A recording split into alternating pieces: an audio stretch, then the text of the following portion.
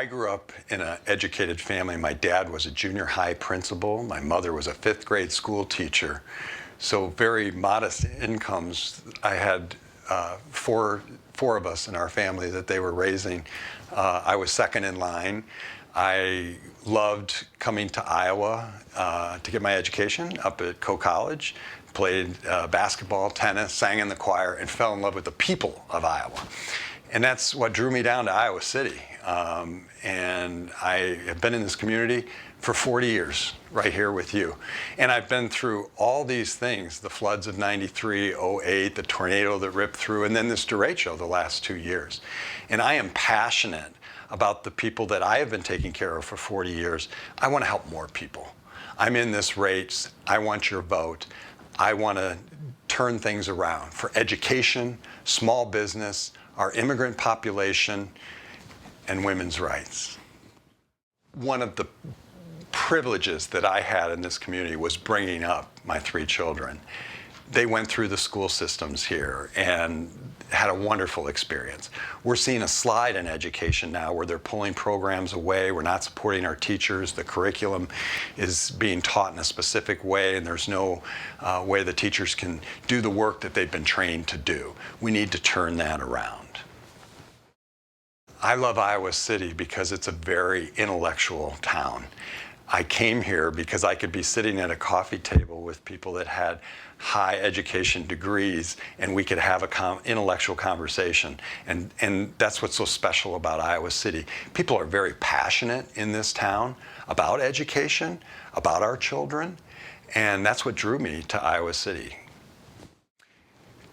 There was a point in the raising of my children in which I was the single dad responsible when they were 8, 10, and 12. And it was very difficult, but it really was a team effort because this community, my business, my employees, they knew I prioritized my children. And I think being a parent is one of the toughest jobs you can have. And I think that we need to let our children grow up and experience things for themselves and make their own choices. My mother, when growing up, she said, own your own behavior, clean up your mess, and do your best. And I feel like that those are mottos that we can give our children all the time if we let them experience life, but then have that motto that they need to be responsible and own their own behavior, and that they always need to be striving to do their best. I think the biggest 3 things that are going on at the state level is the divisiveness. We have a democracy in peril. We're saying who's right, who's wrong. Well, I want to be that leader that says we got to get off that fence and we got to think about it in terms of what's good for all Iowans and leave nobody behind. Because once we can do that and get rid of this bickering, then those issues that are small issues won't even be legislated. That overreach won't even be legislated because we're thinking down the road.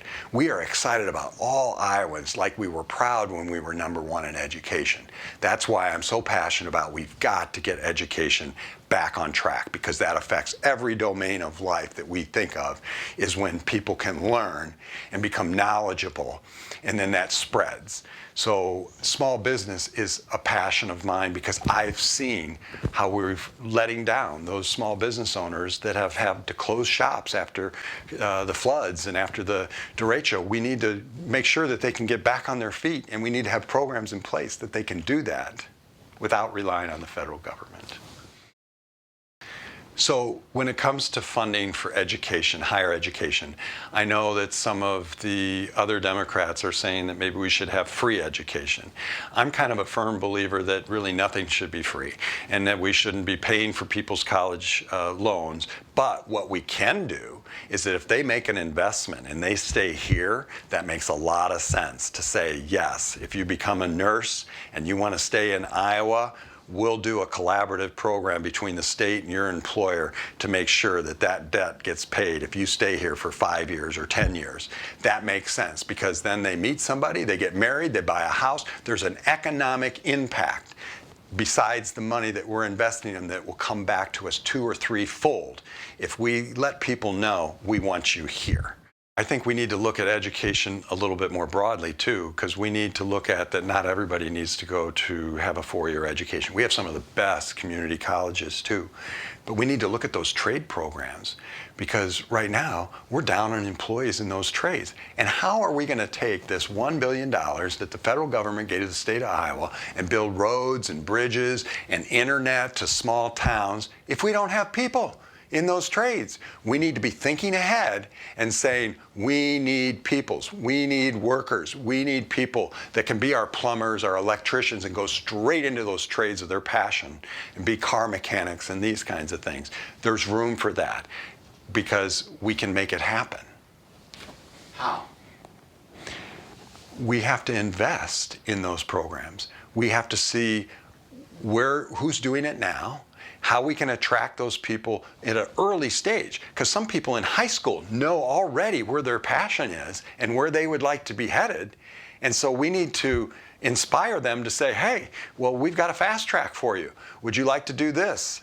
And then they don't have to go to that four-year college. They can go right into that trade that they have a passion for, and they can be mentored along the way, internship programs that bring people along so they can experience it. A lot of young people don't really know what they want to do, but if they experience it, they'll know what they want to do.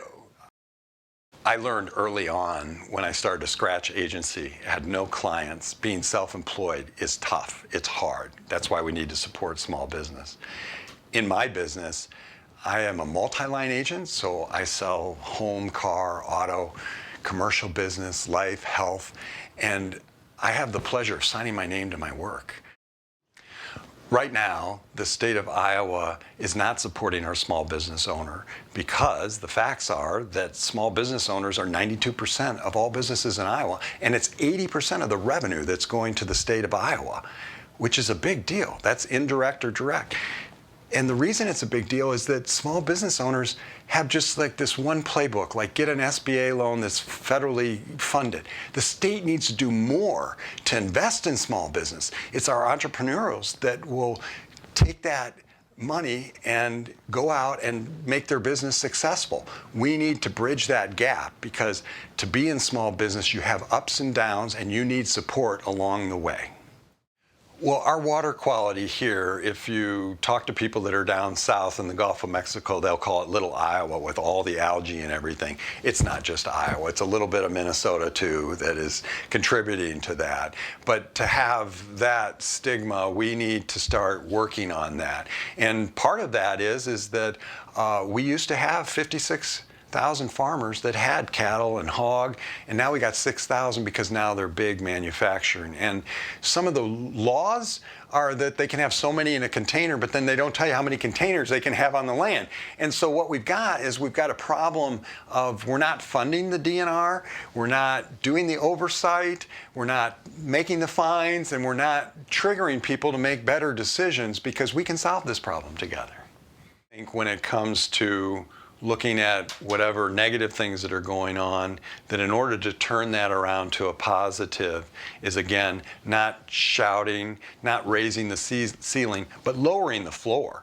Looking at the things that we do best here in Iowa.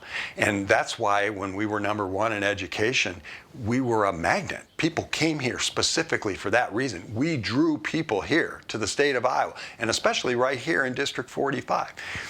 Iowa City is unique, a lot of smart people. They have a lot of programs that they are initiating and starting with energy, with going green, but they're all in separate silos. And so somehow I think we need to take that organization of all of this effort and really say, well, let's dig in a little bit deeper, and let's not do the Lone Ranger thing, because these same things that are happening in our community are happening in the Quad Cities, they're happening in Des Moines, and we need to work as a group effort to say, how can we do this most efficiently, most effectively, and transparent? Over the last 10 years, when I've been doing my practice, many people have said, you seem to be very well-rounded and you seem to care a lot about things outside of your profession of insurance. And I said, yes, I'm very passionate about my community, and I would like to see us not be going backwards. And so when I'm talking to teachers and everything, I want to know that I had a background growing up, and I know how hard work it is, and I want to make a difference. And I think that takes leadership skills. And I think I have those leadership skills. I know I have those leadership skills to work across the aisle to tell Republicans and Democrats, we need a code of ethics that when that flag motto is out there, that we're following it and that we're not overreaching and that we're helping all of Iowans. I am proud of my family. I'm proud of my roots. I'm proud of this community. And I want your vote.